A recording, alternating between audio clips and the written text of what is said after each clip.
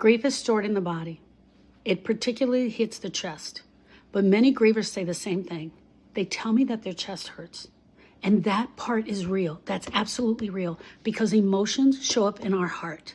Grief is not just emotional. It affects the entire body.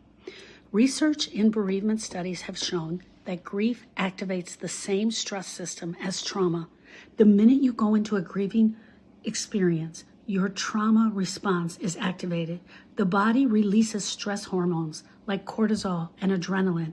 That's how you're able to deal with it. That's how we know that grief was always meant to be, because the body is set up to deal with it.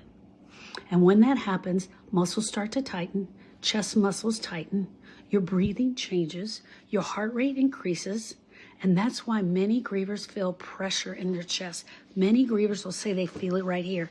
Hear me out. They also say they feel it in their face, in their back, in their stomach. Some grievers describe it like this.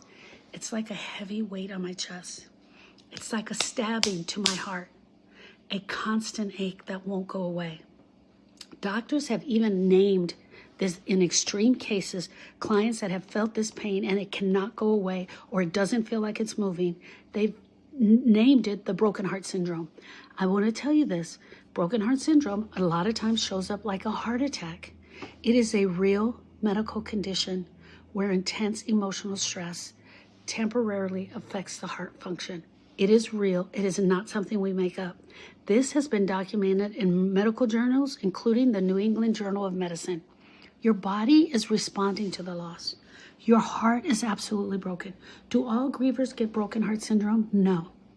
And when the grief stays unspoken or unprocessed, the body continues to hold on to this, and the heart starts to tighten, and the muscles get tight. That's why tending to your grief matters. You tending to your grief matters. You talking about the grief, you crying it out, you processing the grief all the way through. These are things that help you release the stress of the grief that your body is carrying. If your grief feels stuck in your body, or you're not sure what's going on, or it feels too much, then you need to learn how to process that grief. And one of the best first places to start is in a grief assessment. I can help you understand what your body is feeling, why you're holding on to it, why your mind is playing that memory on repeat. Sometimes just having that conversation will make the difference. It'll make the difference in what you need. Click the link and set up a grief assessment. You will be sent the grief assessment. You'll answer the questions.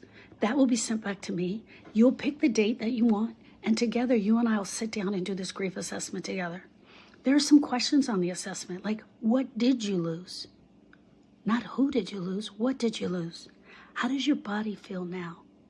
What do you need the most? What has surprised you the most in grief?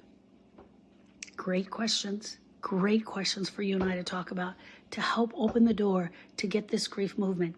That's the main reason that we're doing the grief assessment, is to help you get this grief moving. I look forward to meeting you in the assessment. Thank you, friend.